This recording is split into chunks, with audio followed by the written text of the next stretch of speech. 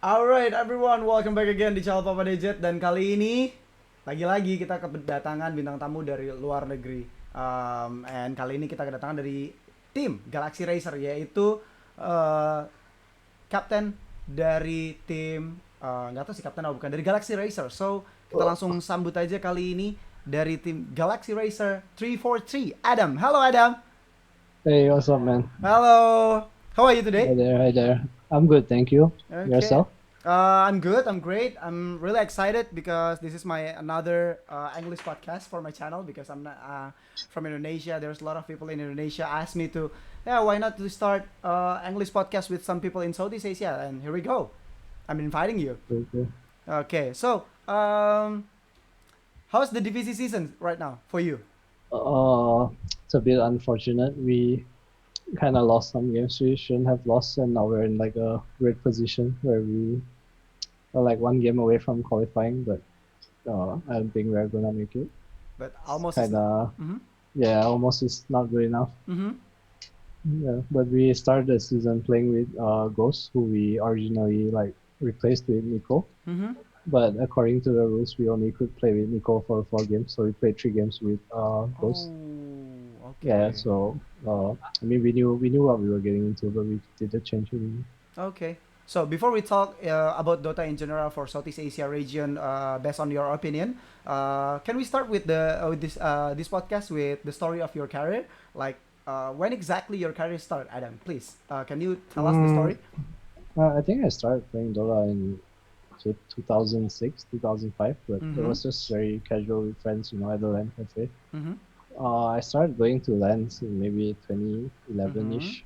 I played with some friends. Some of them got to be more known players, I guess. There's like Shen Gigi from Invasion and FCFZ. Like at that time, they were like higher tier players, I guess. Okay. Uh, uh, I think it was like towards when I was 13. It was when I 13. started going to LANs. Yeah, but I Wow. went to boarding school when I was Oh, 14. okay. So from 14 to 17, I didn't really Mm-hmm. play much Dota, and like I didn't really like I couldn't play as much as I wanted. I guess put it that way. Okay. Then when I came out of high school, I started playing again, and I think Dota was more developed at the time. Hmm. And I don't remember what team I played for. I think I played for Hutu at that time with Ex Nova, Johnny, Oh, I remember. I Ajit. remember the team. Yeah, I know. I Yeah, it know. was a lot of like Malaysians like jumping around here and there. I played with, I would Mm-hmm. say, most of the Malaysian players that are currently in this team. Okay. And then in 2015, I was playing with Taring, and then uh, there was this opportunity that came up, and Fnatic asked me to sub for them. Oh, yeah. And yeah, it was when she was taking a break, I think, and I went to play carry. Okay. After that, they asked, I asked them if I could stay as a sub because I felt like being a 6 man on their roster was more, it was better for me to learn. But I think Mm-hmm. the gap was like way too far from where I was, Okay. and they wanted me to like play on the main roster at that Mm-hmm. time. So that's kind of how it went. Okay. Yeah. Okay. So, if I correct me if I'm wrong, back in 2015, you played with team 123. Am I right? Yeah, Okay. There's with the Minerva. yeah, with the Minerva, our friend, of course. Uh-huh. The Minerva. Can I ask you about how does it feels playing with Indonesian people? Like, he's the one that different country with you guys. Back in the team 123, I believe. And I mean, do you guys close with each other with the Yeah, Minerva? yeah. I think I was the closest. Renee was the closest one. Minerva Mm-hmm. was the closest one to me Okay. in the team. Okay. I find like all the Indonesia I've played with so far have been like very funny people. Oh, really? They're really nice, and they're like really nice to just have, Okay. just around. Just generally happy people. Okay. At least the people I've played with so far. Okay. Uh, I kind of pitied him at the time because we were four Malaysians and Minerva, and sometimes we would speak Mandarin, so he would Mm-hmm. just like be a bit lost, Okay, here I and there. know. Yeah, And yeah. but it was really fun. There was a period where we were like doing really well to one of the small online tournaments. Okay. Yeah, it was good times. It's a good time, I believe, because Yeah. Minerva also told me that yeah, he really enjoyed when he played with you guys at the team 123. But there's a sad part because he couldn't make it to the your new team that having a new organization. Like I know that team 123 is just only a stack, I believe, and Yeah. when it comes to the organization that want to acquire you acquisition your guys to the organization team Taring, I believe. Mm-hmm. It should be an all Malaysian. Am I right? It's like kind of a rule for the our sponsor was basically from the government. They wanted to get a Oh, full Malaysian stack. okay, okay. Yeah, so that's what happened. It was kind of unfortunate, but Yep. yeah. And in terms of gameplay, how does Minerva fit into to the team 123 back then? Is it hard to Minerva to fit in with you guys? It felt very natural playing with him actually. Oh, really? Cause he was my support partner, right? And it Mm-hmm. felt really easy to like just talk to him. Like we could talk to each other very openly. I think that's like what made us so strong at the time. On top of having like a good player, I think Amate was like playing really well at the time as well. Okay. So yeah, I think we just everyone was Just kind of in a good place, so we just naturally came together. okay. Great. So when we talk about career, of course, back in the day, do you think this is the right path that you start? Like, are you thinking immediately like this is my new kind of job or career back then when you Uh, starting as a pro player?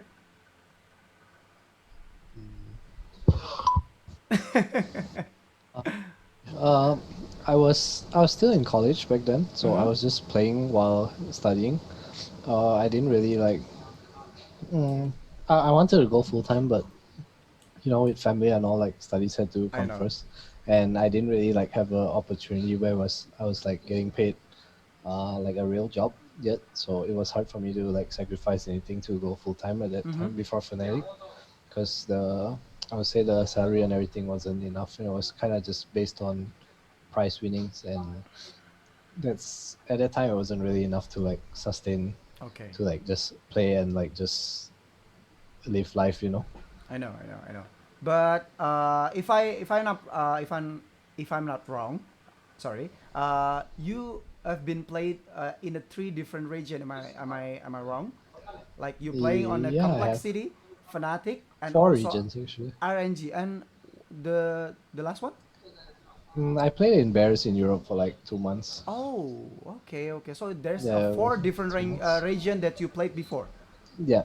Okay, can you describe it? What's the difference between that four region? Like when you play in Southeast Asia, when you played on North America, when you played on the European and also in Chinese region. Can you describe it? Yeah, I'll start with China. I think Mm-hmm. China, like my experience, it was more of a more boot camp style kind of team. Okay. Like we had more of a routine where we like wake up at this time every day, play Dota from this time to this time. Mm-hmm. Like what you're supposed to do as a team. It felt more like more of a it was stricter, I guess. Oh yeah. Mm-hmm. Yeah. I think what else is there? NA I think in NA, at least when I was in complexity, it felt more free. It's like you have your hours, you do your job, and Okay. when when you're off, you're off. Oh, Like okay. there's no how I put it. People Mm, don't expect more from you out of oh, like working hours, I guess. so you just But I work think the like a nine to worker. five, Yeah, for 9 to 5, example, for yeah, example. Okay. exactly. When Mm-hmm. you're off your job, you're off your job. And Okay. people there tend to like they're uh I would say in C and China, like people when they have nothing to do, they still can't play Dota, right? Dota players. Yep. But I think that that's not the same for like people in America or Europe. Like they kind of wanna like chill too. Mm-hmm. It's like the work-life balance, I guess. It's different for them. Oh, okay. Like in Asia, we have this mentality. Like I'll talk about Dota players specifically, like where it's like frowned upon if you're not like playing pubs or stuff like that. Okay. More Okay. so, more so than you would be in NA or Europe. Hmm. Okay. So it's basically about the team lifestyle. Like if you Yeah, I play would on say the. the Mm-hmm. yeah the culture and just how people Mm-hmm. want their life to be and how they like look at this job. Yeah. Okay. Then My next question is about the Dota in specific, like in Southeast Asia. We know that when we record this, you just like I'm sorry if this word so offensive. Like you guys just failed to promote it to first division, right, or Yeah. upper division. But let's talk about this. How does this first DPC season so far in Southeast Asia, in your perspective? Like, is it good so far at the on the first season, on the first DPC season for you? Uh, I don't like that it's so stretched out. Okay, Like I think it can be done over like the course of 4 or 5 weeks. But I think oh, one game per week is a bit I know. too slow. Mm-hmm. And I also don't like the fact that we only get to play each team once. I think if they want to like make it a group stage without playoffs, we should play each team twice. Ah, I yeah. think that makes more sense because like let's say like I use my bracket as an example, right? We played Lil Gun Mm-hmm. and we beat them. And Okay. I think like 2 or 3 weeks later they became this like really strong team. Like Really, they're really winning all strong their team. games recently. Yeah. Yes. I think it's like from their perspective it's like or from our perspective, like Mm-hmm. we wanna play them again, you know. Yep. Like teams should get in this current system. I think the whole goal is for teams to like learn and be able to improve throughout Mm-hmm. the timeline. And I think like for that to happen, teams have to play each other twice at bare minimum Okay. if Okay. we don't want a playoff bracket. Okay, okay, okay. So, now more specific, like, how does this DPC structure impact for the next major and also for the TI? Are you really satisfied with what Valve developed right now? Like, the journey, it's like kind of hard, in my opinion, to go for a Mhm. major and also for the TI. Even though we're still not, still don't know when the TI gonna be happenings and where the TI is gonna be held, of course. And what are your opinion about that? I think it's a different kind of system. Like, I think the system right now it requires you to be more Mm-hmm. stable as a team.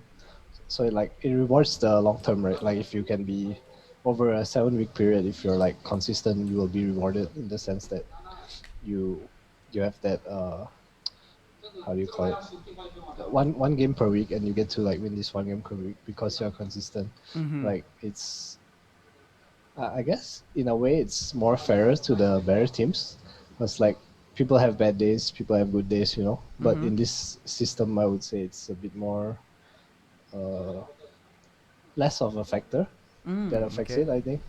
But I think coming back to my point earlier too, like I don't like that we only play Mm-hmm. each team once because I think that like plays back into the hands where we Yep. actually like Logan just had a bad day playing us, so like we had a bad day against one of the team, and then we don't get to like mm, take revenge, or we don't get Yep. to like play them again, you know, at the very least, because at the end of the day we're playing like a 8 team group stage, Mm-hmm. and if we only play each other once, we don't get to learn and improve along the way. Because Yeah. at the end of the day, I think that's like kind of the idea of not having a playoff and having Mm-hmm. this like based on groups Mm-hmm. is for teams to grow along the way. But we are not. I would say the system doesn't really reward the growth. Mm-hmm. Okay. So, because normally, after we going through a lot of team on the group stage, we're playing on the bubble bracket, right? Like the Hmm. upper bracket and also lower bracket, and Yeah, we meet again at the grand final, something like that. That you mean, right? yeah. Okay. So my next question is about, some people say that SEA region, Southeast Asia region, is having their own meta, like a fighting meta, kind of similar with CIS. Capitalist said on my previous podcast. But as a active player in DPC season, is that true that Southeast Asia having a different kind of meta compared to another region, Adam? I think at a higher level, like each team has an identity based on their players. Like, I think 496 is or Neon are probably the best examples. Oh Like the yeah. way they play Dota is very different compared to like the standard Dota you see from other teams. Mm-hmm. But I think that's like the identity that they have, and it's what they are as a team. And I think that comes that's a lot for a lot of teams. I think it's similar in other regions too. Like even like Alliance, for example. I think they just qualified to the major, and they also have like their. If you look at their drafts and like the way they play this, it's kind of like their own way of Dota. They're Mm-hmm. not like copying other teams or even Liquid. Like I think Koi First Hero Pool is like very unique, and they also have like this own identity. I think the teams in C, like not every team has their own identity. That's why it's kind of messy here and there, especially Okay. in the lower division. Okay.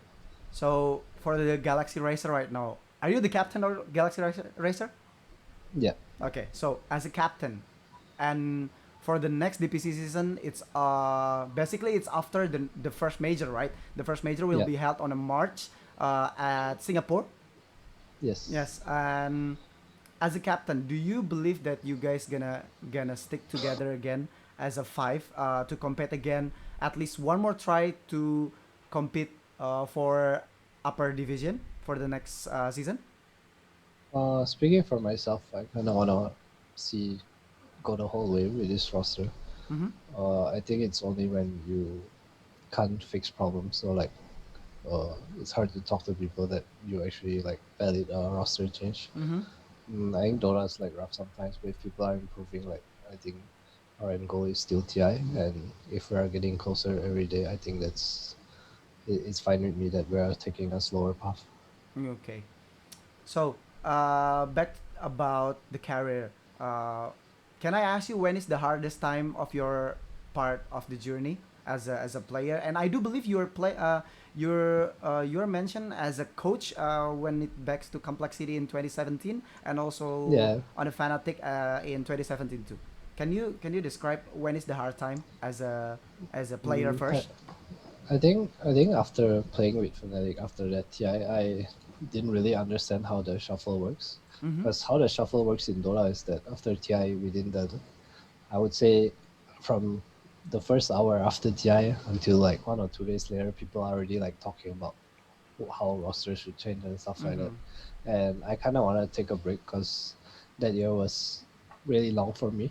Yep. Because when I was in Fnatic at that time, we qualified to every tournament and we actually went to It every is. tournament in a different country. And Mm-hmm. that was something really new for me because in the past 6 months, I was at home for maybe 2 weeks Mm-hmm. in total. So I just really wanted to like take a break Take from a break. everything. Mm-hmm. Yeah, and then I think after that, mm, I went to play with like Fada and Bears Mm-hmm. with Yapsor, Fada, 4F, and Mm-hmm. Firo, and I think that was like me kind of learning my own identity Mm-hmm. because I think at TI like I my playstyle was very unique compared to other people. I think I Okay. kind of played this like roamer, but I was more of a five, and DJ was like this lane support, but Okay. he would like farm a lot, Mm-hmm. and that was like a very fanatic thing to do. Like Mm-hmm. we didn't have like no other team was doing anything like that, Okay. and I had to like relearn how to play the five role Mm-hmm. because other teams couldn't really like it didn't work without DJ that playstyle, I would Mm-hmm. say. Yeah, so it took me a while to like realize that I I was what I was good at and what I was bad at. Mm-hmm. And I also think like at that time I wasn't really like anything outstanding besides Mm-hmm. our results at TI. Like I Mm-hmm. was just another average skill players. Okay. I wouldn't say I was high school. Mm-hmm. I think that was like a weird time for me because there was a lot of uh, accepting and learning. Accepting and learning. Yeah, Okay. because I feel like a lot of the successful players they have like their own identity, and Mm-hmm. whatever team they go to, they have like their own style and their own thing that they bring. Yeah. But for me, when I was in any team, I would always try to make the team better. So it ended up like I would end up like sacrificing. I would try to change what I do, Okay. and I think that in the long run was not the right choice. Okay. Yeah, I Okay. think that was probably the worst part of it. Okay. So is it hard to transition your career as a player and become a coach and also become a player again, Adam?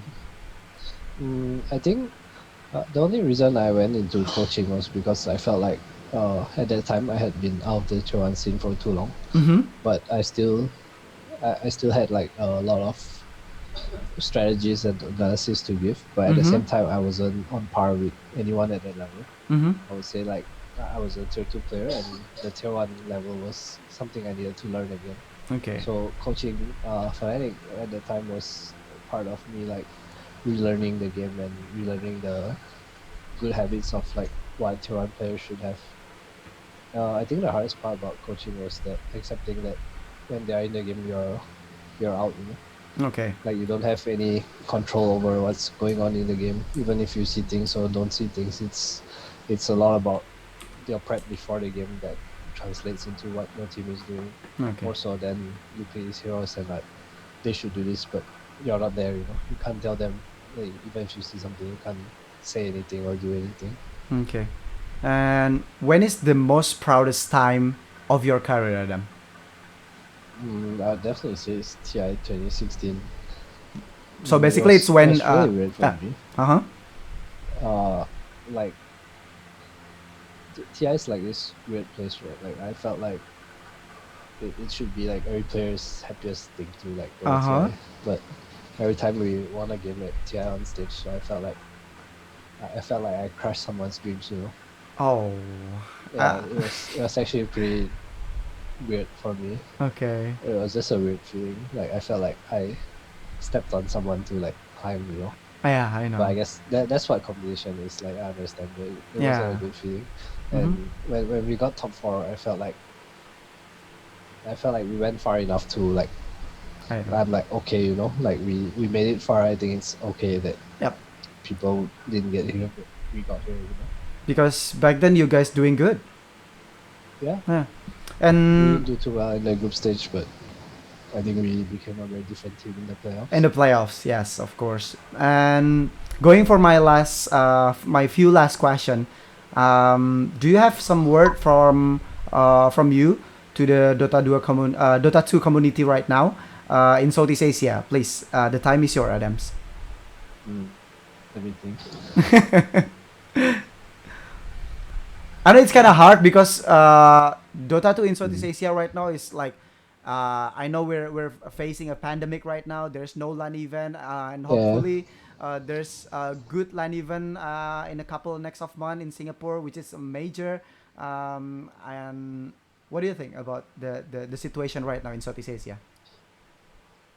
I think we should be grateful that we have Dota because I think people who like work normal jobs and stuff are like going through quite tough times with this COVID. But for Dota, even though we don't have that many lands, we still get to play online. We still get to like work. Mm-hmm. And like I can't picture myself like if I didn't play Dota and this pandemic hit, like what would I be doing? I would be so lost. I think. Mm-hmm. I think like people need to remember that playing games at the end of the day, it's Yeah. about you Mm. enjoying yourself and like getting away from the world. Okay. So enjoy your games. Enjoy your games. Okay, so my last question is there's a lot of people in Southeast Asia, even in your country right now, in my country, of course. There's a lot of people who want to try to become you, the Dota 2 player that success in their country. Everybody knows that, oh yeah, Adam is coming from Malaysia. He's our guy. He's our one of the proudest player that we can talk every time we talk about Dota, something like that. There's a lot of people who want to try to be you. And do you have any words for them to try to start their career as a pro player, Adam? I think the most important thing about going pro in Dota is being realistic because honestly at the end of the day it's only like 1% or like Mm-hmm. 2% of people that like actually get into teams. Mm-hmm. And I think for a lot of people I guess the best advice is to always blame yourself and look to make yourself better because at the end of the day everything around you is kind of out of your control, but Mm-hmm. how you feel and how you look at things and how you learn it's your own. Like no Okay. one can take that away from you. Okay. So yep, I think it's all. It's finished. Like all of my questions get answered from you. Okay. Okay, Nice. so I just want to say thank you, Adam, for your time. I'm sorry for interrupting your day to message you on the Thanks social for media. having me. Yeah, I'm the one that's saying thank you. I think because you are the guest star right now. I'm just the host, right? I do wish you good luck on your next journey with Thank the you. Team Galaxy Racer, or even I don't know what is gonna be happening some next time. And I wish you good luck and goodbye, Adam. Thank you. See ya. All right. Thanks so much. See you. Thank you. Bye. Bye.